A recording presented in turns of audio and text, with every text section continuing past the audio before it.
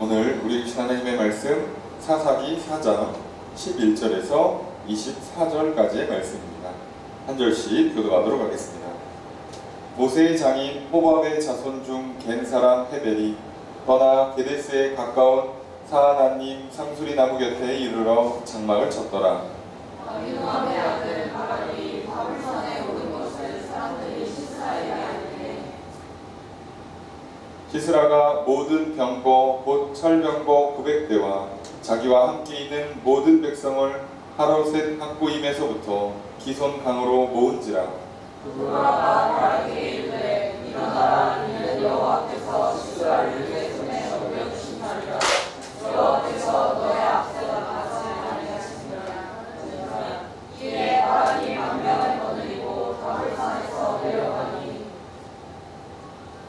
여호와께서 바락 앞에서 시스라와 그의 모든 병거와 그의 온 군대를 칼날로 혼란에 빠지게 하시매 시스라가 병거에서 내려 걸어서 도망한지라. 바갈이 그의 병거들과 군대를 추격하여 하루세 학고임에 이르니 시스라의 온 군대가 다 바다에 엎드려졌고 한 사람도 남은 자가 없어져라. 시스라가 걸어서 도망하여 겐 사람 헤벨의 아내 야엘의 장막에 이르렀으니 이는 하솔 왕 야빈과 겐 사람 헤벨의 집 사이에는 화평이 있습니다. 엘리다가 시스라를 영접하여 그에게 말하되 나의 주여 들어오소서. 내게 물어주시고 들어가지 마소서 하매 그가 장막에 들어가니 별의 이루로 보내었으니라. 시스라가 그에게 말하되 청하노니 내게 물을 조금 마시게 하라. 내가 목이 마르다 하매 우유 부대를 열어 그에게 마시게 하고 그를 덮으니 그가 또 이르되 장막 문에 서다가 만일 사람이 와서 내게 묻기를 여기 어떤 사람이 있느냐 하거든 너는 없다 하라 하고 그가 깊이 잠드니 헤벨의 아내 야엘이 장막 말뚝을 가지고 손에 방망이를 들고 그에게로 가만히 가서 말뚝을 그의 관자놀이에 박음에 말뚝이 꿰뚫고 땅에 박히니 그가 기절하여 죽으니라. 하나님이 시스라를 추격할 때 야엘이 나가서 그를 맞아 그에게 이르되 보라 내가 찾은 그 사람을 내가 네게 보이리라 하매 바갈이 그에게 들어가 보니 시스라가 엎드려져 죽었고 바갈이 그의 관자놀이에 박혔더라. 이와 같이 이 날에 하나님이 가나안 왕 야빈을 이스라엘 자손 앞에 굴복하게 하신지라. 이스라엘 자손의 손이 가나안 왕 야빈을 점점 더 눌러서 마침내 가나안 왕 야빈을 진멸하였더라. 아멘. 자리에 앉으시기 바랍니다. 할렐루야. 거룩한 주일 주님 전에 나와 예배드리시는 성도님들을 주님의 이름으로 환영합니다. 우리 옆에 있는 분들과 사랑의 인사를 나누겠습니다. 인사합시다. 사랑합니다. 축복합니다. 이 시간 주 앞에 나와 예배드리시는 성도님들에게 주님의 크신 은혜가 있기를 주의 이름으로 축복합니다. 우리가 사사기 말씀을 살펴보는 중에 있습니다. 우리가 지난 시간에 사사기 말씀을 통해서 에훗이 죽고 이스라엘 백성들이 여호와의 목전에서 계속해서 악을 행했던 것을 기억해 봅니다. 이스라엘 백성들은 눈에 보이는 지도자가 사라지면 하나님의 말씀을 잘 듣지 않는 모습을 보여주었습니다. 그것은 이스라엘 백성들이 하나님을 믿고 하나님의 말씀을 따랐다기보다 눈에 보이는 지도자를 믿고 따랐다는 것이라고 보여집니다. 그렇기에 그들은 엄밀히 따지면 하나님을 믿는 게 아니라 하나님의 사람을 믿은 겁니다. 더 냉정하게 말하면 사람을 보고 믿고 따른 것입니다. 그렇기에 그 사람이 보이지 않는 곳에서는 말씀대로 살지 않고요. 그 사람이 사라지거나 죽게 되면 말씀을 따르지 않는 일을 반복했던 겁니다. 우리의 믿음이 필요한 것은 하나님이 보이지 않기 때문이고 그분의 약속의 말씀이 당장에 이루어지지 않기 때문입니다. 보이지 않고 항상 시간이 걸리기 때문에 믿음이 필요한 겁니다. 그런데 우리는 보이지 않는다는 이유로 믿지 못하겠다고 말을 하는 이 모순된 상반된 모습을 보여주고 있습니다. 이스라엘 백성들이 그러하였습니다. 그런 이스라엘 백성들의 믿음 없음, 그래서 급속도로 이들이 죄를 짓고 결과적으로 우상 숭배를 하였기에 하나님께서는 가나안 왕 야빈을 이렇게 세우시고, 야빈이란 이름이 있었던 걸로 봐선 그 지역에 한 족속이 살아남아서 계속해서 나라를 세워가던 것으로 파악이 되고, 분명 여호수아가 살아생전에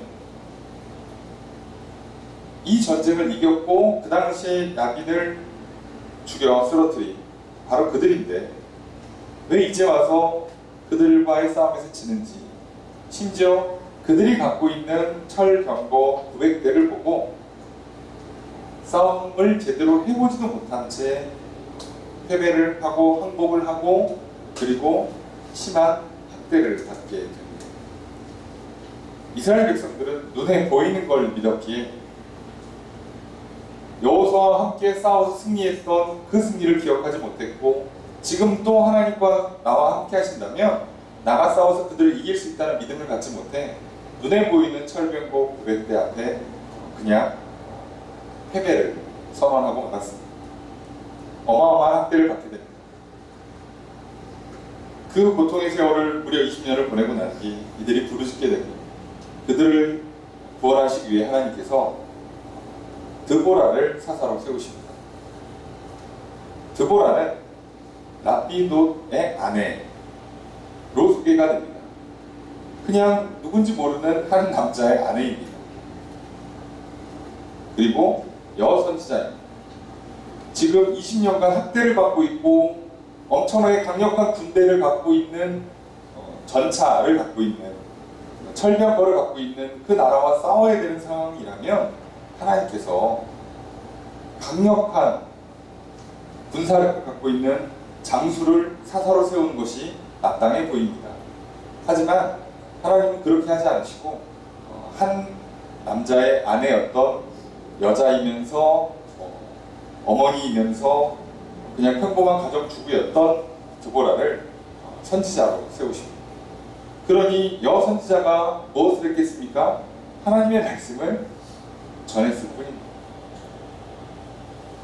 그리고 드보라가 바락을 장수로 세워 이 전쟁에 나가 싸울 것을 바랍니다. 물론 바락은 혼자 나가기 무서워서 겁을 내서 드보라에게 함께 해달라고 요청을 하고 드보라 함께 합니다.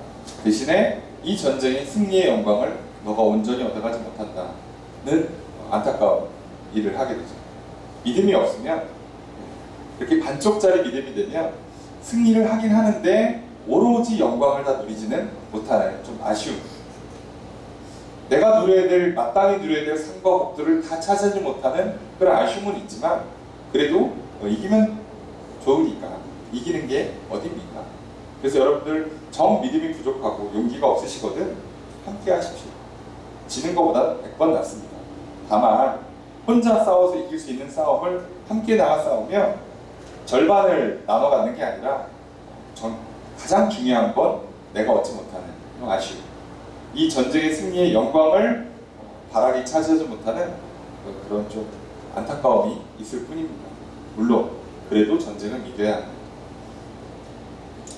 이 말씀을 붙들고 우리가 한 주의 삶을 살아왔습니다. 여러분, 지난 한 주의 삶이 어떠하셨습니까? 눈에 보이지 않아도 하나님을 믿고 약속의 말씀을 붙들고 살아가셨던 한 주이셨습니까? 눈에 보이는 것에 겁먹지 않고 담대히 말씀을 붙잡고 말씀대로 순종하며 나아가는 한 주이셨습니까? 드보라가 선지자로 세워진 것처럼 성별이나 신분이나 이런 사회적인 구분, 기준에 자신을 제한하지 않고 오직 기도와 말씀대로만 살아가는 한 주이셨습니다. 말씀을 전하는 것도 사사요, 말씀대로 나가 싸우는 것도 사사인 것처럼 오늘 내가 때로는 말씀을 전하기도 또 때로는 말씀을 붙잡고 직접 나가 싸우기도 하며 그렇게 살아내는 한 주이셨습니다. 홀로 싸우기도 하고 도움을 받아 함께 싸우기도 하고 결국 끝까지 싸우는 한 주이셨습니다. 여러분 참으로 잘하셨습니다. 이 믿음의 걸음을 계속 걸어 나가십시오. 오늘도 믿음을 주시고 또 새로운 힘과 능력을 채워 주실 것입니다.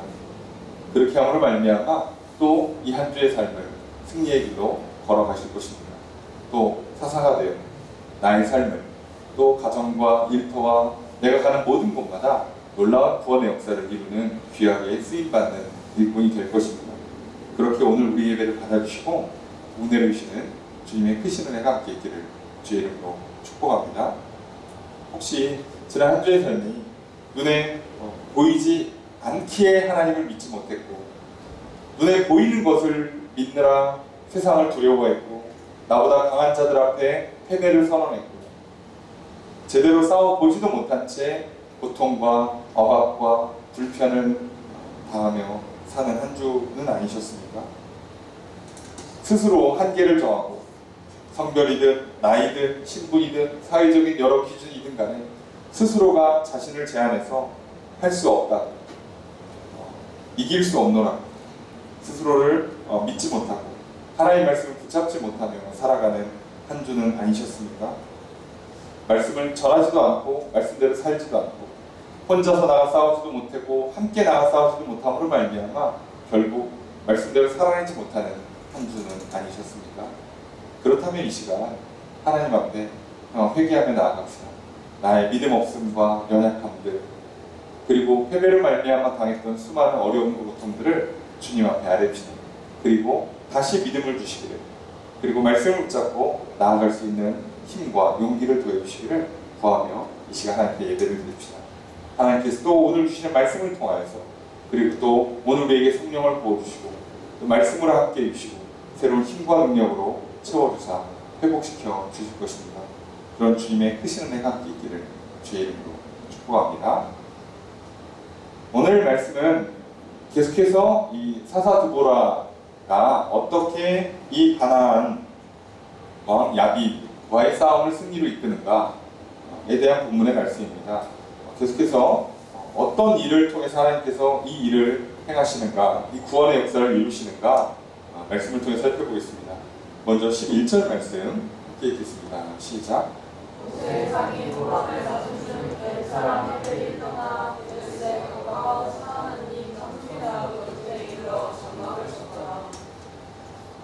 갑자기 11절에 모세의 장인 호밥의 자손 중 갱 사람 헤벨이 나옵니다.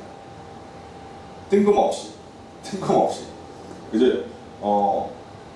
사사드보라 얘기하다가 가나안 왕 야빈 얘기하고 그 군대장과 시스라 얘기하고 있다가 갑자기 모세의 장인인 호밥, 모세의 장인의 이름이 호밥이에요.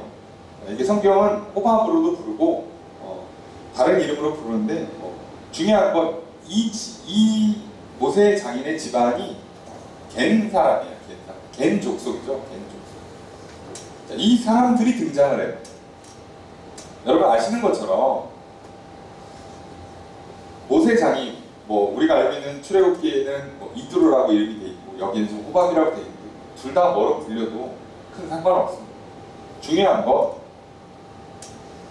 이 사람들이 출애굽 당시에 모세가 출애굽을 하면 이끌고 이스라엘 백성들을 데리고 나와서 장인을 만나죠. 그리고 그때 합류해서 같이 가나안 땅에 들어오게 됩니다. 이렇게 합류한 이방 족속들이 상당히 많다고 말씀을 드렸죠. 많이 있어요. 그런데 이제 이들이 어떤 차이가 되니까 유목민들이 이사하고 움직이는 건 특별한 일은 아니에요. 중요한 건 이들이 이스라엘 백성으로 합류하는가 합류하지 않는가는 이들이 하나님을 믿느냐 여호와를 섬기느냐의 여부로 갈라져요. 자, 오늘 등장하는 바로 이 갱 사람 헤벨은 이스라엘 백성으로 합류하지는 않은 것 같아요. 그래서 지금 경계 지역에서 이제 유목 생활을 하고 있어요. 이렇게 돌아다니면서 유목 생활을 하고 있어요. 이 모세의 장인 호박 이드로에 대해서 우리가 좀 살펴볼 것은, 모세의 장인이 성경에는 제사장으로 소개가 됩니다. 그런데 여러분이 조금만 생각해 보시면 뭐가 말이 안 되는 게, 제사장 제도는 모세가 출애굽한 이후에 시내산에서 하나님으로부터 율법을 받고 나서 레위 지파를 제사장 가문으로 세워서 하나님이 정하신 율법과 제사를 지키게 함으로 제사장이라는 제도가 비로소 등장하는 거예요. 그러니까 모세가 애굽에서 발리 하나 쳐 죽이고 광야로 도망가서 그 광야에서 장인 이드로를 만났을 때, 이드로는 이미 제사장이에요. 그럼 이 사람은 누구를 예배하는 제사장이었을까요? 그냥 우리로 치면은 저렇게 동네에 깃발 꽂고 계시는 그런 분들, 그죠? 뭐라고 딱 정의 내릴 수 없는 그런 다양한 신들, 뭔가 구체적으로 명확하지 않은 그런 우상, 어떻게 보면 우상이죠. 우상을 숭배했던 사람이 이드로예요. 그러니까 약간 토독지나 또는 사이비 종교의 제사장인 거죠. 자, 이 가문의 사람들이 와요. 그러니까 이 사람들이 집안의 분위기나 족속의 특성상 이스라엘로 잘 합류는 안 했던 것 같아요. 자, 그런데 이제 뒤에 보면 좀 특이한 건, 이 자손 중에 겐 족속 사람들 중에 헤벨이라는 사람은 확실히 하나님을 믿지 않았으니까 이 사람 이스라엘 백성 중에 거했던 게 아니라 게데스 가까운 사하나님 상수리 나무 곁에서 장막을 쳐요. 이사를 갔는데 여기가 경계 지역이에요. 그러니까 여기에서 장막을 쳐요. 자, 그러니까 확실한 건 헤벨은 하나님을 믿는 것 같지가 않아요. 그런데 오늘 이 11절이 왜 중요하냐면, 이후에 등장하는 헤벨의 아내가 중요한 거죠.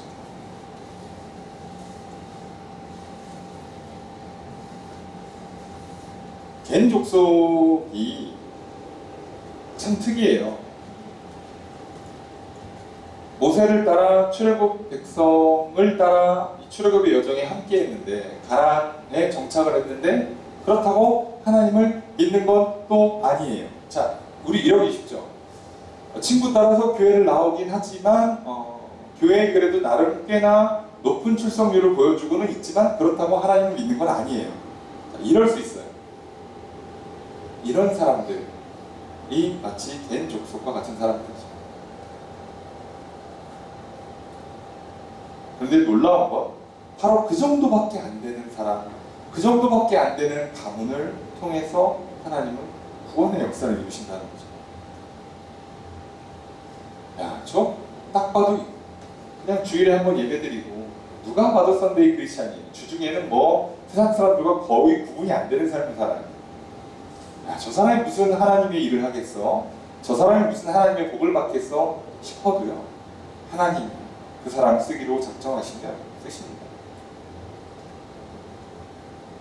오늘 그렇게 우리는요, 오늘 나의 집안, 신분, 지금 나의 상태의 어떠함들은 그렇게까지 중요하지 않습니다.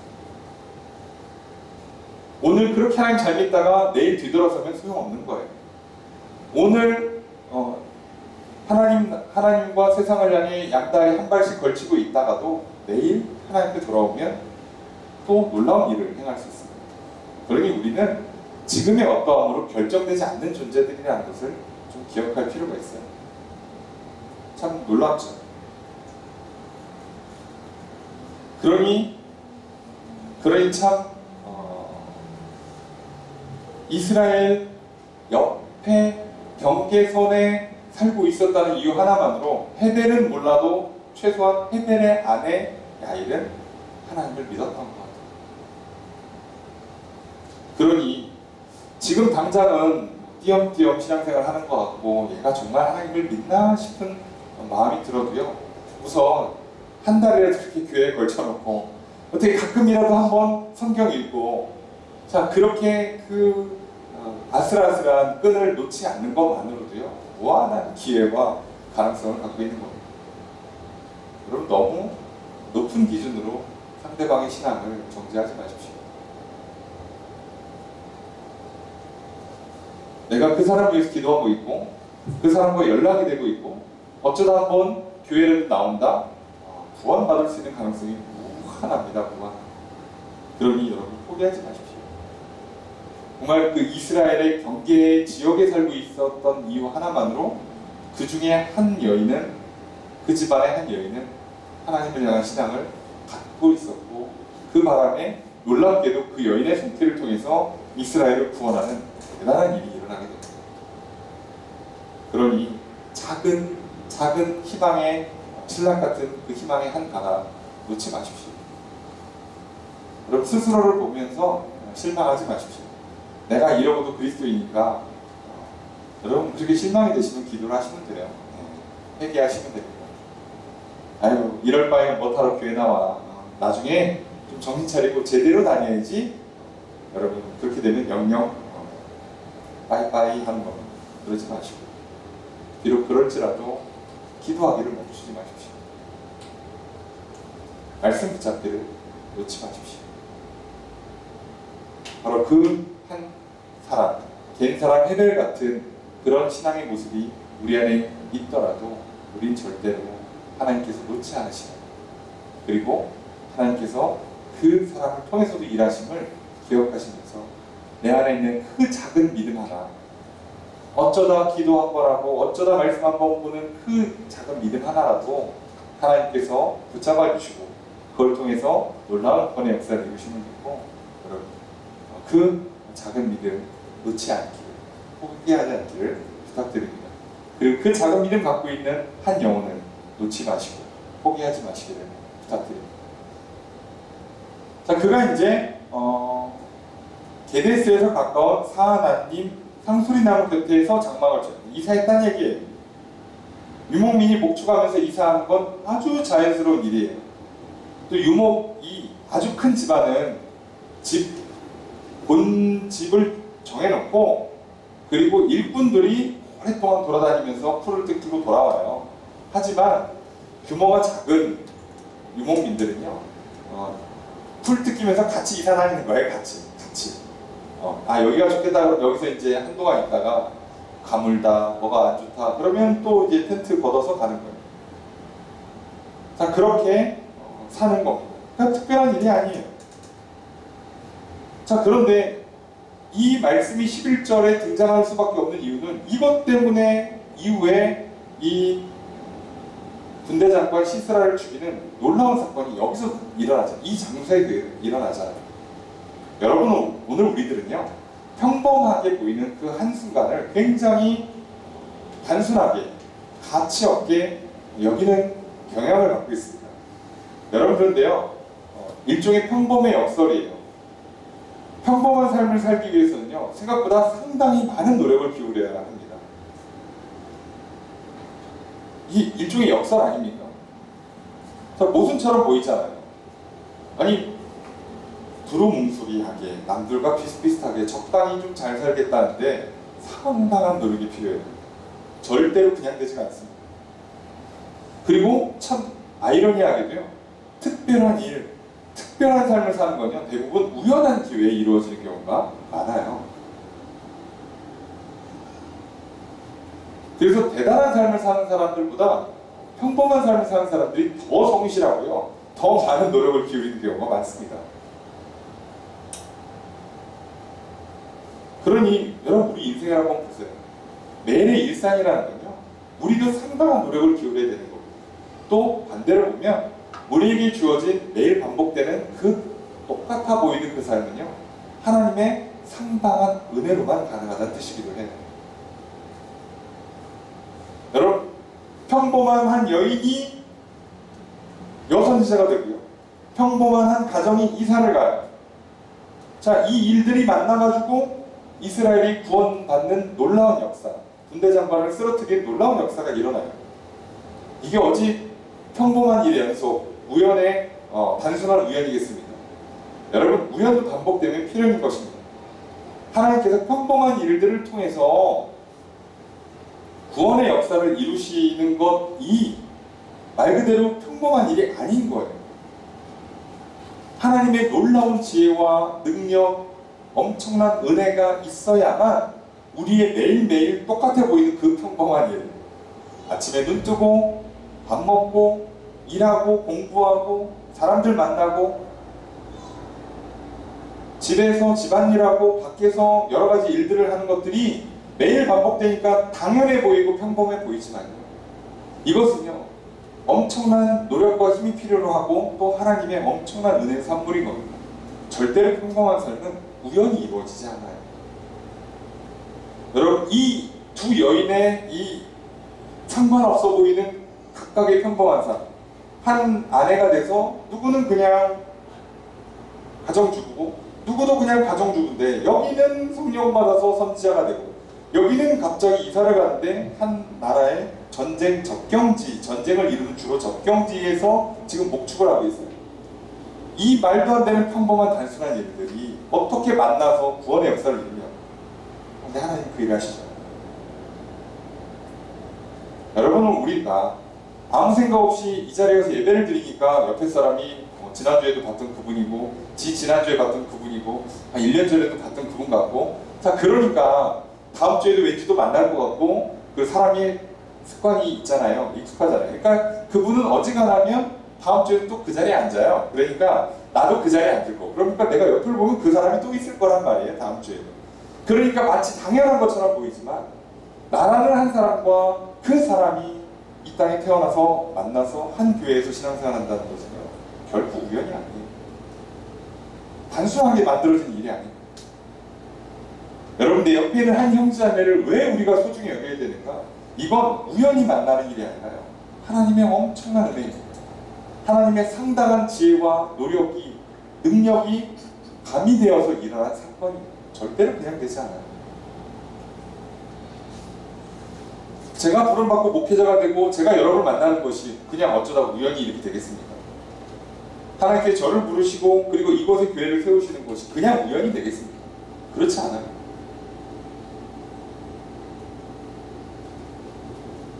여러분 그러니까 기억하셔야 돼요.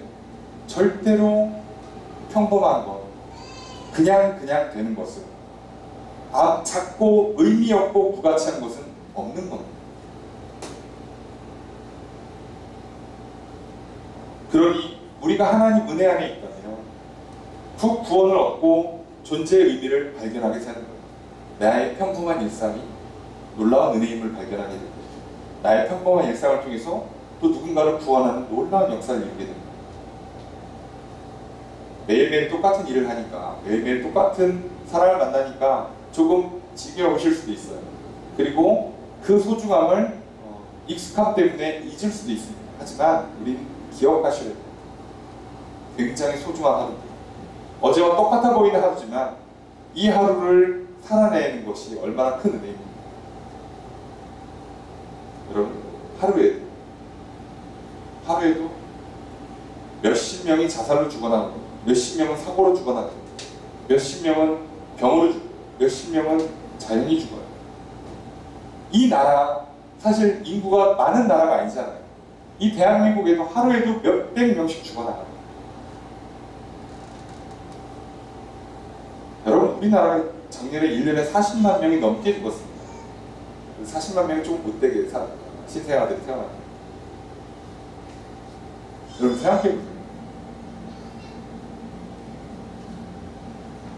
그 많은 사람들이 태어나고 죽고를 반복하는데 오늘 나에게 주어진 이 하루가 그냥 단순히 그냥 젊으니까 아직 평균 수명이 좀 많이 남았으니까 그냥 사는 게 절대 아니란 말이죠. 잊지 마십시오. 소중함, 상당한 노력이 필요하고 하나님의 크신 지혜와 능력의 결과임을 잊지 마십시오. 그렇게 오늘 하루를 소중히 여기시고 감사하시고 이 하루에 또 보이는 평범한 일상들, 또 똑같은 일, 또 똑같은 사람들 소중하게 대하며 깊이 사랑하시고 많이 사랑하시며 살아가십시오. 그것이 오늘 하루를 가장 잘 살아내는 방법입니다. 어제와 똑같네. 그냥 오늘은 그냥 넘어가고 내일 좀 뭔가 특별한 일이 있으려나 하지 마십시오. 오늘이 얼마나 귀한 하루인지를 놓치지 않는 것이 그리스도인의 참된 지혜고 참된 믿음인 것입니다. 자, 그렇게 갑자기 하나님께서 당연해 보이고 평범해 보이는 한 가정, 이름도 별로 없고 그냥 목축업도 크게 하지도 않고 그냥 존재감 별로 없는 한 가정, 한 남자, 그리고 심지어 11절에는 아직 등장도 하지 않는 앞으로 조만간 등장해야 될 한 여인, 그것에 갖고 있는 엄청난 의미들, 엄청난 사건들을 우리가 붙잡고 나아가시길 부탁드립니다. 자, 이제 다시 12절로 넘어오면, 자, 아비노함의 아들 바락이 다볼산에 올라요. 자, 다볼산에 올라서 이제 전쟁을 준비를 해요. 자, 요 이야기를 시스라가 듣게 됩니다. 자, 그럼 이제 어떻게 하는가? 13절 함께 읽겠습니다. 시작. 시스라가 모든 병거, 곧 철병거, 구역대와 자기와 함께 있는 모든 백성을 하루새 성문에서부터 북성강으로 모으지라. 자, 이 지역이 성경에서 우리가 잘 알려진 무기또 지역이에요. 무기또 지역이고요. 이 무기또 지역이 신약 시대로 넘어오면 발음이 조금 바뀌어져 갖고 여러분들이 이제 잘 알고 있는 요한계시록에 등장하는 그 아마겟돈의 마겟돈이 이 구약의 무기또에서 이제 지명이 이렇게 살짝 바뀌는 거예요. 그래서 아마겟돈, 마겟돈의 전쟁이라는 것은 무기또의 전쟁을 치른다는 얘기예요. 이 장소가 접경지예요. 그러니까 전쟁이 일어나기 딱 좋은 장소예요. 그리고 치열하게 싸우는 전투지 중에 하나예요. 그러니까 사실 지금 이 시스라가 철병거 900대, 오늘날로 치면 전차를 900대를 끌고 오는 거잖아요. 이 엄청난 전쟁을 일으키는 이 장소가 아마겟돈이라는 거예요. 그러니까 우리가 보이는 싸움은요, 사실 매일매일이요, 지옥 같은 전쟁을 치르는 거예요. 아마겟돈 전쟁에 패배하면 끝이에요. 최후의 전쟁이잖아요. 그만큼 우리 매일매일의 영적인 전투는요, 치열하게 싸우는 거예요. 그러면 이 싸움을 과연 어떻게 싸울 수 있는가? 여기는 철병거만 900대를 갖고 나와요. 군사는 몇 명인지 기록도 안 해요. 기록을 안 한다는 얘기는 숫자가 많다는 뜻입니다. 자, 그에 비해서 바락은 철병거는 우선 한 대도 없어요. 철제 무기가 얼마큼 있는지 사실상 없다고 보셔도 돼요. 왜냐하면 사울 왕이 장수들만 철제 검을 갖고 있었어요. 그러니까 앞으로 사울 왕이 등장하는 데까지 거의 한 300~400년 더 걸리니까 이 당시에 바락은 사실 무기가 철이 아니에요. 근데 상대방은 철과 불 두른 말과 마차에 무기를 달아놓은 그 마차를 900대나 갖고 있어요. 그럼 이건 말이 안 되죠. 근데 그 바락은 지금 끌고 온 군인의 숫자가 10,000명이에요. 10,000명. 그럼 이스라엘 쪽에서는 바락이라는 장수와 군사 10,000명을 갖고 나간 거고요. 저쪽은 군대장과 시스라가 철병거 900대랑 셀 수 없는 군인을 데리고 나온 거예요. 이 미친 싸움을 어떻게 싸웁니까? 여러분, 그렇잖아요. 오늘 우리들이 영적인 전쟁을 치를 때 이렇게 보여요. 도저히 이길 수 없는 것처럼 보여요. 여러분, 그렇잖아요. 내 과거에 있었던 상처, 나쁜 습관, 결핍, 중독, 강박 등등등등을 못 이길 것 같죠. 그렇게 보이잖아요. 세상에서 금수저 물고 태어나고 뛰어난 재능을 갖고 있고 심지어 엄청 성실하고 착하고 노력도 열심히 하고 그런 훌륭한 사람들에 비하면 나는 세상에서 살아남을 방법이 없죠. 경쟁에서 이길 수 있는 방법이 없어 보이죠. 그래서 우리는 어떻게 해요? 싸워. 지를 못하고 아예 포기하잖아요. 무서운 건 사실이잖아요. 아니, 객관적으로 나보다 세상에 훌륭한 사람들이 많은 건 사실이잖아요. 아니, 바락이 갖고 온 군대의 군사력보다, 전투력보다 시스라의 군대 전투력이 월등히 높은 건 사실이잖아요. 그럼 어떻게 싸우냐고요? 그 싸움의 비결이 14절에 나옵니다. 함께 읽겠습니다. 시작. 디보라가 바락에게 이르되 일어나라. 이는 여호와께서 시스라를 내 손에 넘겨주시나니라. 여호와께서 너의 앞에서 무엇이 잘하시느냐 하시라. 이에 바락이 100명을 데리고 다볼산에서 내려가니. 바락이 전쟁을 하러 내려가요. 그럼 그 바락이 어떤 이 말도 안 되는 전쟁을 치를 수 있는 힘이 어디서 나오는가? 드보라가 바락한테 얘기합니다. 일어나라. 설마 저기 바락이 어우 저기 철병구가 900대나 있는데 못하겠는데 나 이 전쟁 안 나가 못 이겨 죽어 나 몰라 누워가지고 됐지 이제 이렇게 누웠다 누우니까 뭐하냐 일어나라 하는 얘기는 아니겠죠. 이 얘기는요 힘을 내란 뜻이에요. 마음을 강하게 먹으란 얘기예요. 지금 드보라 여선지자가 전쟁 나가기 전에 장수랑 군인들 모아다 놓고 지금 전쟁 전에 지금 연설하고 있잖아요. 이들의 사기를 북돋기 위해서. 세상 사람들은요 뭔가 말에 웅장함 자신감 갖고 연설하서 왕이 막 우리 이제 나가자 소리 지르고 와 하고 나가 싸우지만 여러분 그리스도인들은 그렇게 안 해요.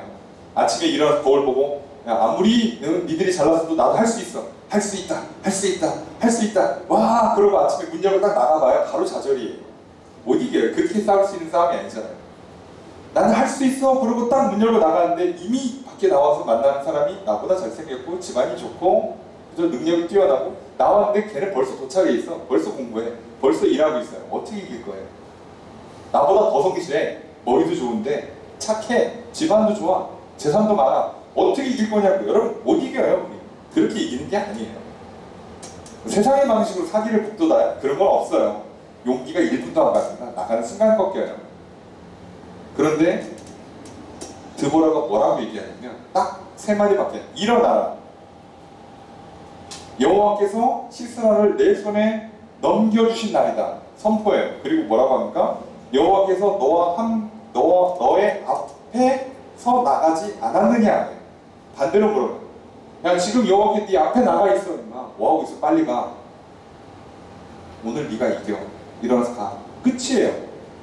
뭐지 이건? 이건 자신감으로 설명할 수 없는 독특한 거잖아요. 이겼어요. 이겼어요. 여호와께서 앞서 나가서 이겨 놓으셨어요. 그러니까 너 빨리 가라는 거예요. 오늘은 승리의 날이래요. 아직 싸움도 안 했는데. 딱 봐도 못 이길 것 같은데 오늘은 승리의 날이래요. 하나님께서 먼저 가서 이겨 놓으셨대요. 그러니까 너 빨리 일어나 가라는 거예요. 놀라운 건 바락이 이 말을 듣고 가요. 사실 바락이 겁먹어가지고 선지자여 드보라 선지자여 당신 안 가면 나 전쟁터 안 나갑니다. 그럴 정도로 지금 사실 이 시스라와 이 군대의 군사력이 어마무시해요. 그리고 드보라와 함께 전쟁터에 나와서 상대방의 군사력을 직접 눈으로 보면 얼마나 더 무섭겠어요. 그런데 딱 세 마디밖에 안 해요. 일어나라. 오늘은 승리의 날이다. 여호와께서 앞서 나가셨다. 가자. 끝이에요. 끝. 자, 그런데 바락이 그 말 듣고 나간다. 여러분 우리는요 하나님 말씀 한마디 붙잡고 사는 거예요. 뭐 엄청난 걸 듣는 게 아니에요. 무슨 이렇게 무슨 이렇게 10분짜리 무슨 감동적인 영상을 보면서 그래 인생 성공 스토리 책 한 권 보시면서 그래 자기 개발서 한 권 읽으시면서 나도 열심히 살아야지 할 수 있어 이렇게 사는 게 아니에요.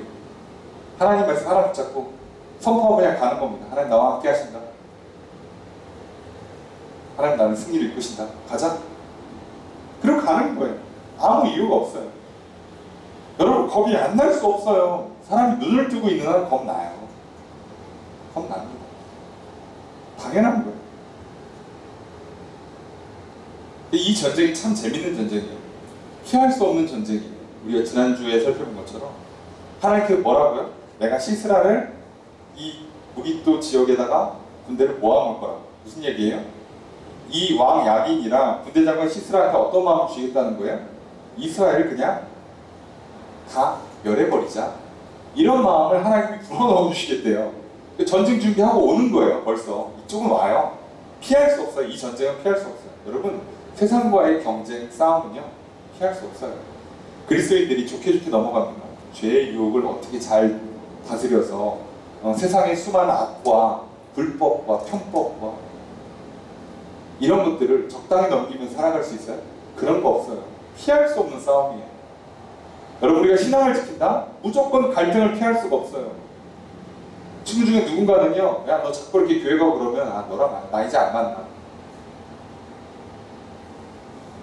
심하면 애인이 그러겠죠. 나야 교회야 결정해. 이럴 거예요. 분명히 세상은 우리에게 피할 수 없는 전쟁을 붙여올 거라고.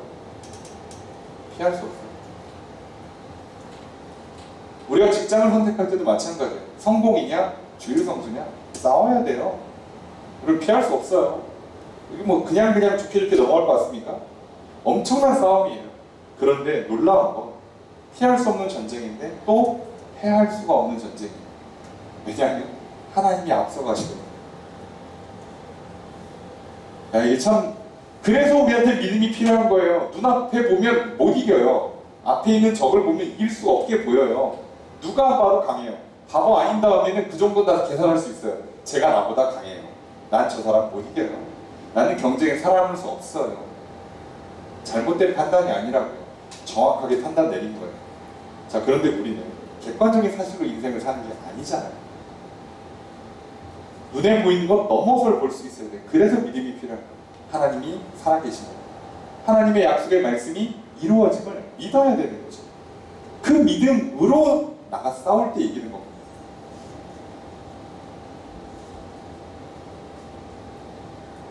여러분, 그러니까 내가 어떻게든 이 악물고 저들보다 2배, 3배 노력해서 어떻게 한번 싸워볼 만하게 만들어 보겠다라고 생각하는 순간 그 전쟁은 내가 치러야 되는 전쟁이고요. 나는 세상과 싸워서 절대 못 이깁니다. 세상의 특징 중에 하나는 뭐냐면요. 피라미드 구조예요. 무조건 나보다 한 명이 더 위에 있어요. 정점이라는 게 없어요. 세상에는. 무조건 내 위에 누군가가 있어요. 그래서 이 싸움은요, 나의 싸움이 되면 안 돼요. 하나님의 싸움이 돼야 합니다. 전쟁에 능하신 하나님, 만군의 여호와, 그분이 싸우셔야 이기는 거예요. 그러니까 이 전쟁이 그분의 싸움임을 알고 그분이 싸우시게 만들고 그분이 어떻게 싸우라고 하시는지 그분의 말씀을 붙잡고 나가면 그때 이기는 거예요. 오늘 우리에게는 바로 그 믿음이 필요합니다. 그 약속의 말씀, 바락이 드보라의 그 말 세 마디 듣고 나가 싸운 것처럼 오늘 우리가 하나님의 말씀 한 말씀 붙잡고 또 이 한 주를 살아가는 것입니다. 그러면 승리하는 것입니다. 15절 말씀 읽겠습니다. 시작. 여호와께서 바람 앞에서 시사와 그의 모든 병거와 그의 온 부대를 칼날로 혼란에 빠지게 하시매 시사가 병거에서 내려 걸어서 도망하지라. 이게 참 재밌죠. 여기가 전장하기 딱 좋은 장소인데 여기가 함정이 있어요. 학자들이 살펴봤더니 여기가 계곡을 내려와서 평지인데 이게 이제 우리는 익숙하지 않은 방식인데요. 오늘날 여러분들이 이제 여름철에 계곡에 놀러 가면 소나기 오면 조심하셔야 되는 거죠. 갑자기 물 확 순간에 불잖아요. 자, 우리는 그래도 여름철에 비가 많이 오고 계곡이 골이 깊어요. 그래서 그나마 계곡 깊숙한 데만 안 가면 비가 와도 뭐 잠깐 소나기 오는 걸로 못 피할 정도로 막 미친듯이 불고 그러진 않아요. 그런데요, 중동 지역은 약간 기후가 달라요. 우선 건기 우기가 있고 물이 내려오는 속도가 상당히 빨라요. 그리고 그러다 보니까 무슨 문제가 생기냐면 저쪽에 비가 오고 여기 물이 뿌는데 확인이 안 돼요. 저쪽에 비가 왔는지 안 왔는지 확인이 안 돼요. 오늘날은 우리가 정보가 좋으니까 비가 오는구나, 저 위에 비가 왔으니까 조만간 하류 지역에 물이 불겠구나 알지. 그 당시에 그걸 어떻게 하냐고 몰라요. 근데 지금 학자들 대충 보니까 철병거의 가장 취약점이 뭐냐면 물이 불어서 진흙이 되면 얘는 정말 쓸데없어요. 말이고 뭐고 다 무용지물이에요. 더 무서운 건 뭐예요? 철병거예요. 비 오고 강이 불면 오히려 독이 돼요. 철로 갑옷을 덕지덕지 붙여놨는데 거기에 비 맞거나 물에 젖으면요, 얘 때문에 망하는 거예요. 얘 때문에 꼼짝 못하고 그냥 앉아서 죽는 거예요. 그렇잖아요. 갑옷이 튼튼하면 굉장히 좋을 것 같지만 이 세상에 갖고 있는 한계가 뭐냐면 그 튼튼함이 가끔은 독이 돼요. 때로는 갑옷을 걸고 빨리 도망가야 될 때가 있는데 갑옷이 너무 튼튼해 잘 안 벗겨져. 그러면 갑옷 때문에 빨리 못 도망가서 죽을 수 있다니까요. 그렇잖아요. 그럴 수 있는 거예요, 세상에. 우리가 세상 사람들이 보이는 그 강함들이요, 물론 부럽죠. 아니, 집안 좋고 돈 많고 외모 좋고 능력 뛰어나고 심지어 뭐 노력까지 한다면 금상첨화니까 부럽죠. 그런데요, 그들이 갖고 있는 장점들이요, 어느 순간 뭐가 안 맞으면요, 타이밍이 안 맞고 뭐가 잘못 물리면요, 독이 돼요. 놀랍게도 그것 때문에 망해요. 여러분, 재밌는 건요, 가난한 사람들이 돈 없어서 망하죠. 근데 놀라운 건 부자도 돈이 많아서 망해요. 그런 거예요. 여러분, 돈이 있으면 무조건 안 망하는 게 아니라 누구는 돈이 많아서 망해요. 누구는 돈이 없어서 망해요. 사실 그러니까 우리의 성공과 실패는요, 돈에 좌우되는 게 아니에요. 근데 문제는 우리가 눈을 뜨고 살 때에는 이게 그죠? 이 자본주의에 살고 있으니까 돈을 보는 순간 우리는 돈이 많은 쪽이 유리하다는 걸 너무 잘 알아요. 맞고요. 그러니까 돈 많은 사람들과 경쟁하기가 쉽지 않다는 걸 알고 겁을 먹잖아요. 그럼 때로는요, 돈이 많은 게 독이 돼요. 어떤 때는요, 돈이 없어야 그 싸움을 이길 수가 있어요. 놀랍게도. 하나님 그걸 정확히 아시는 분이죠. 부대 다 불러놓고 그리고 물쭉 밀어넣어서 그냥 한다. 그래서 세상이 말이 안 되잖아요. 철병거가 900대인데 어떻게 전멸을 당하냐고. 16절에 보면 한 사람도 남은 사람한테 다 전멸을 당해요. 이것도 기적이죠. 이러기도 쉽지 않아요. 최소한 숫자가 만 단위가 넘어가서 못세 군사를. 이 사람들이 기본적으로 철갑으로 무장했거든. 그래서 망한 거예요. 그래서 철갑이 아니었으면 살았어요. 철갑이라서 망한 거예요. 제가 철갑옷을 입고 지능 구덩이에서 뛰어보질 않아서 어떤 느낌인지 모르겠습니다만, 아마도 도망가지 못하겠죠. 제대로 싸우지는 못하겠죠. 그래서 죽을 겁니다.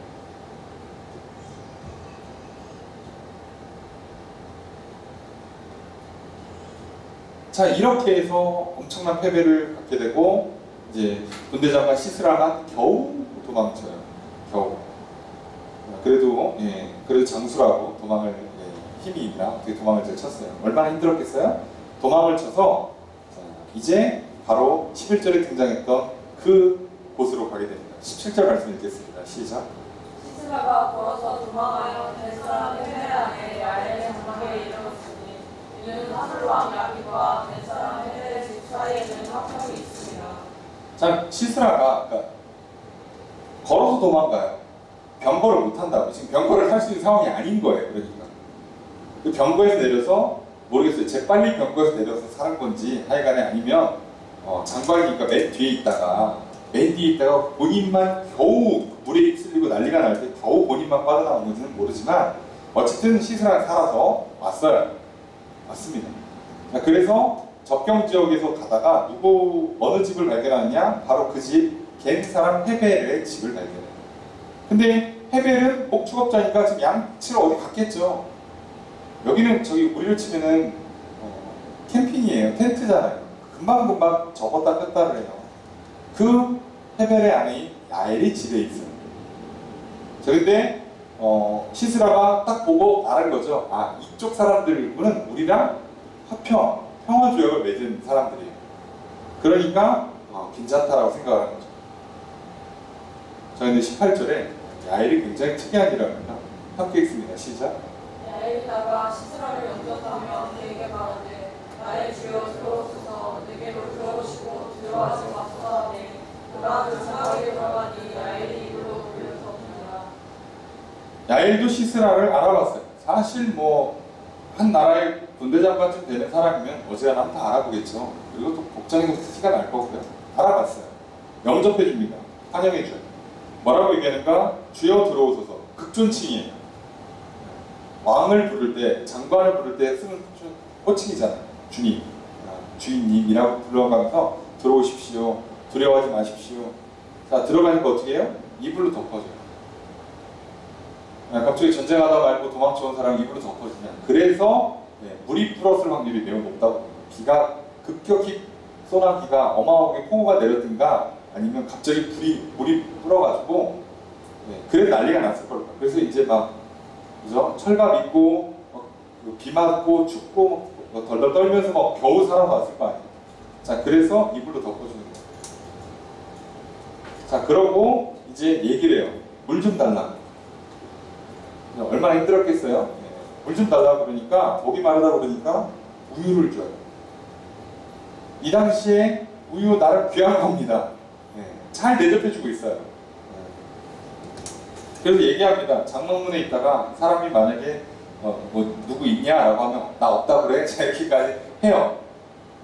여기까지 했어요. 자, 그리고 깊이 잠들어요. 얼마나 힘들었겠어요. 그래서 얼마나 피곤하고 긴장하고 있다가 그저 따뜻한 이불 덮었지, 우유는 한 잔 마셨지. 그러니까 그냥 푹 잠이 들어요. 자, 그때 야엘이 어떻게 하는가? 장막 텐트 칠 때 쓰는 말뚝을 갖고 와요. 그리고 말뚝을 반자놀이, 정확히 말하면 여기죠. 이마 정중앙을 그걸로 박아요. 자, 그런데 이 여인이 말뚝 박는 기술이 상당합니다. 한 방에 뚫어요. 한 방에. 대단하지 않습니까? 사실 두개골이 좀 튼튼한 편인데 한 방에 뚫어요. 왜 이게 가능할까요? 이 여자가 매일 하는 일이 뭐예요? 텐트 폈다 접었다. 그러니 이 여인이 주로 하는 일, 어떻게 보면 전문적으로 하는 일이 말뚝 박는 일이에요. 놀랍지 않습니까? 말뚝 박는 일이 뭐 그리 대단한 일이라고. 야, 이걸로 군대 장관을 죽여요. 한 여인이 집안일을 한 거잖아요. 어떻게 보면. 그걸로 한 나라의 구원을 이룰 수 있는 어마어마한 인물 하나를 죽인다고. 이게 가능해요. 여러분, 오늘 우리들이요, 일상에서 느리는 그 작은 일이요, 사람을 살리기도 하고 죽이기도 해요. 그럼 어떤 사람들은요, 마음에 큰 상심이 있을 때요, 어머니의 요리 또는 어머니의 요리가 생각나는 요리 하나로 마음의 위로를 받고 살아나는 힘을 내요. 그렇다니까요. 아니, 그럼 뭐 음식점 뭐 주방에 요리하시는 분이 맨날 하는 게 요리인데 그 요리 좀 열심히 한 게 누군가에게 위로가 되고 격려가 된다. 누군가를 살려야 돼. 그럴 수 있다. 그 작은 하나가 누군가에게 엄청난 위로와 격려가 되는, 죽을 사람도 살릴 수 있는, 또는 누군가를 때로는 죽음으로 몰아갈 수 있는 엄청난 일이 돼요.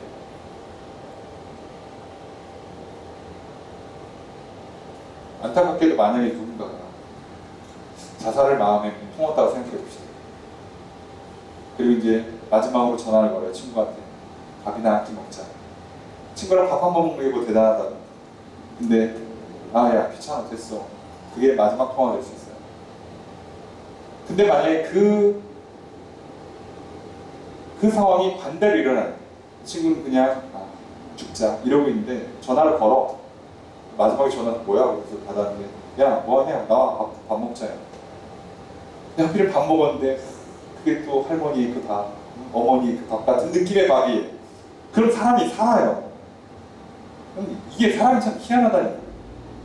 이렇게 되는 거예요. 아니, 시스라가 설마 생각이나 했겠습니까? 그냥 한 집에 들어가서 아주머니 손길에 내가 죽을 거라고 상상이나 했겠어요? 심지어 그 집이 누구예요? 자기네 나라랑 화평을 맺은 집안이에요. 화평을 맺은 가문이라고요. 족속이라고요. 여러분, 세상에 화평을 믿을 수가 없어요. 여러분, 뒤통수 치는 게 기본이잖아요. 이 세상에서 누굴 믿어요? 잔인하지만 누굴 믿어요? 이렇게 이불 덮어주고 우유 먹이고 잠들게 하고, 그리고 이렇게 왜 뒤통수가 있죠. 앞통수를 칠 줄 어떻게 알겠어요? 모르잖아요. 세상은 그래요. 누굴 믿습니까? 하나님은 대신에 믿을만 하시잖아요. 말씀하신 그걸 지키잖아요. 눈에 안 보이고 시간이 좀 걸린다는 걸 제외하고는요, 그분은 정말 믿을만해요. 근데 세상 사람들은요, 눈에 보이고 시간도 빨리빨리 응답이 되면서 좋지만 믿을만 하지가 못해요. 이게 차이예요. 이게 차. 장막 말뚝 죽습니다. 안타깝게도 죽어요. 자, 그리고 바락이, 군대가 추격해 옵니다. 바락이 죽였어야지 영웅이 되는데, 추격해 왔더니 야엘이 뭐라 그래요? 데려가세요. 네, 제가 죽여놨습니다. 자, 이런. 그래서 후대에 사람들이 이것을 보고 야엘의 이름을 높이는 일이 일어나죠. 전쟁은 바라게 이렇게 돼요. 중요한 건 이 놀라운 사건을 통해서 어떤 일이 일어나는가 23절, 24절 말씀 함께 읽겠습니다. 시작. 이와 같이 이날에 하나님이 가나안 왕 야빈을 이스라엘 자손한테 굴복하게 하시니라. 이스라엘 자손의 손이 가나안 왕 야빈을 점점으로 눌러서 마침내 가나안 왕 야빈을 진멸하였더라. 저는 이 말씀을 묵상하고 설교를 준비하면서 대부분의 설교집들, 주석집, 아니면 그리고 제가 그동안 들었던 모든 걸 다 종합해 보면 다들 드보라, 여인 드보라, 그리고 여인 야엘에 집중을 해요. 얼마나 놀라운 사건입니까, 그죠? 두 여인에 의해서 이스라엘이 구원받는 거잖아요. 오히려 장수인 바락의 존재감이 없을 정도예요. 그런데 저도 그런 줄로 알았어요. 하나님께서 여인을 사용하시는구나. 야, 하나님께서 참 이 말도 안 되는 두 여인을 이렇게 이어서 묶어서 이런 기적 같은 일을 만들어내시는구나 라고 생각하고 봤는데 23절, 24절 읽다가 깨닫게 됐죠. 결국은 목적은 이거였구나. 여러분, 사사기 들어서 처음 나옵니다. 진멸하였더라. 진멸을 못해요. 이스라엘 백성들이요, 상대방 적국을 직면하지를 못한다니까요. 못 해내요. 성공한 적이 없어요. 그런데 놀랍게도 그때부터 어떤 일이 생기는가, 하나님께서 야빈을 굴복하게 만들어요. 자, 지금 야빈은 살았습니다. 왜냐면 야빈은 전쟁터에 나오지도 않았거든요. 왕은 전쟁에 나오지도 않았어요. 그러니까 장관이 하나 죽고 군대가 진멸했을 뿐이지 나라는 멀쩡해요. 그러니 이 나라가 어떻게 하겠어요? 이 야빈 왕이 또 군대 장관 장수 하나 세우고 열심히 철 만들어서 철병거 만들고 하면 되잖아요. 자, 그런데 그 사이에 무슨 일이 일어나는가? 이스라엘 자손이 점점점 야빈을 압박하기 시작해요. 여러분, 이랬던 적이 없어요. 이스라엘 민족이 이걸 안 해서 문제인데 갑자기 싸움을 시작합니다. 야빈과 싸우기 시작해요. 그러더니 결국 어떤 기까지예요? 마침내 가나안 왕 야빈을 진멸합니다. 대단하지 않습니까? 하나님께서 이거 하라고 했는데 여태까지 못하다가 비로소 시작을 해요. 이 엄청난 격려, 엄청난 위로, 엄청난 도전이 두 여인을 통해서 일어나요. 여태까지 앞서 있었던 사사들은 장수였지 않아요. 장수들이 등장한 사사로서 장수들이 이스라엘을 구원할 때도 이스라엘 백성들은 일어나지 않았었어요. 근데 이번엔 일어나요. 싸워요. 진멸시켜요.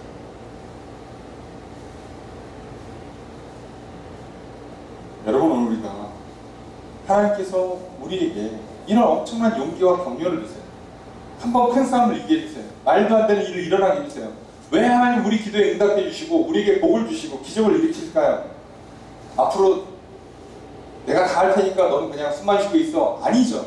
그러려고 주시는 게 아니에요. 하나님 왜 그 결정적인 순간에 나를 건지셨을까요? 왜 하나님이 나를 죄악에서 건지시고 사망에서 건지셨을까요? 앞으로 네가 죄에 다시 굴러다녀도 난 널 건질 거니까 막 살아. 이런 뜻이 절대 아니잖아요. 이제 어떡하라고? 싸우라고. 끝까지 싸우라고. 싸우면 이긴다는 걸 가르쳐 주신 거예요. 오늘 우리에게는 많은 위로와 격려가 필요합니다. 근데 그것은 그냥 주저앉아 있고 남을 의지하는 의존적인 존재로 살아가는 뜻이 절대 아니에요. 여러분, 오늘 하나님께서 우리를 사사로 부르십니다. 하나님을 의지하지만 하나님께 의존된 존재로서 살아가는 뜻이 아니라 하나님을 의지해서 나가 싸우는 용사로 살아가라고, 사사로 살아가라고 우리를 부르십니다. 이제 우리는 악한 영들과의 싸움을 싸울 것입니다. 이 세상과 싸울 것입니다. 그리고 이길 것입니다. 하나님께서 그렇게 살으라 우리를 부르셨습니다. 여러분, 잊지 마십시오. 이 말도 안 되는, 이 참으로 평범하고 연약해 보이는 두 여인을 통해서 구원의 역사를 누리신 것을, 하나님께서 작은 걸 통해서 일하시니까 근데 난 가만히 있어도 되겠구나. 절대 아니라 이렇게까지 하나님이 나를 위해 싸워주시고 나를 도와주시고 말도 안 되는 이 평범한 일상을 허락하신 것은 대충 살아가는 뜻이 아니라 오늘 또 시원하게 살아가는 뜻이구나. 정말 믿음으로 살고 사랑으로 살아가는 뜻이구나.